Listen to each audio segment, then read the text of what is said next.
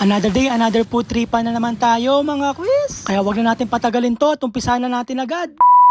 Hello mga quiz! Ngayong araw na to may nag-message sa akin na try at subukan daw namin yung pinagmamalaki niyang special sisig. At syempre, dali-dali ng pinuntahan ni Kuya Melo nyo. Ito pala yung sisig ninyo at located lang siya sa filtration court sa may Mercurio, Mabayuan Street mga quiz. At madali lang siya matatagpuan mga quiz dahil nasa tapat lang siya ng 7-Eleven. At bukas ang sisig ninyo mga quiz mula Lunes hanggang Linggo. At nagsisimula siya mag-open mga quiz ng alas 5 ng hapon. At halos hanggang alas 9 lang siya ng gabi inaabot dito mga quiz dahil araw-araw at gabi-gabi siyang sold out. Kaya kung gusto mong malasahan at matikman yung sisig ninyo mga quiz, pinapayo ko sa'yo, agahan mong pumunta rito. Dito pala sa sisig ninyo mga quiz, pwede ka mamili ng sisig lang sa halagang small na 100 pesos, medium size na 150, large size na 200. At bukod dyan mga quiz, maaari ka rin umorder ng sisig with rice na sa halagang small size na 65 pesos at medium size na 85 pesos mga quiz. At maaari mo nang matikman ang napakasarap at special na sisig ninyo. Maiba ako mga quiz, mga nakakaalam at nakakilala kay Kuya Melo, isa pala akong proud Kapampangan. At isa ang sisig mga quiz na recipe ang isa sa pinaka masasabi kong tatak Pampanga o tatak Kapampangan. At masasabi ko rin mga quiz na mayroong mga iilan na Kapampangan na very stricto pagdating sa recipe ng sisig. At alam ko rin naman mga quiz, alam nyo na rin ang aking pinupunto dahil sa pakikipagkwento mo kay Kuya Ninyo na pag-alaman ko na isa pala siyang Kapampangan din mga quiz. Kaya sobrang excited na kami matikman ni Ate Menyo tong sisig ninyo. Kaya bago ko umpisahan yung video na to at bago ko pakbakan tong pagkain na to mga quiz, tara!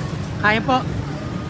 At dito sa part na to mga quiz, dalihan ko na at agaran ko ng tinikman yung sisig ninyo. At sa unang tikim ko pa lang mga quiz at ni Ate Menyo, ito yung lihiti mong sisig Kapampangan. At may enjoy mo rin pala ang pagkain ng sisig ninyo mga quiz dahil meron nilagay si Kuya Ninyo ng isang cubes na crispy balat ng lechon mga quiz. At samahan mo pa na mga quiz na mga special sauce na inilalagay sa sisig ni Kuya Ninyo. Kaya masasabi ko mga quiz na hindi mo na kailangan dumayo sa Pampanga, dito pa lang solved ka na.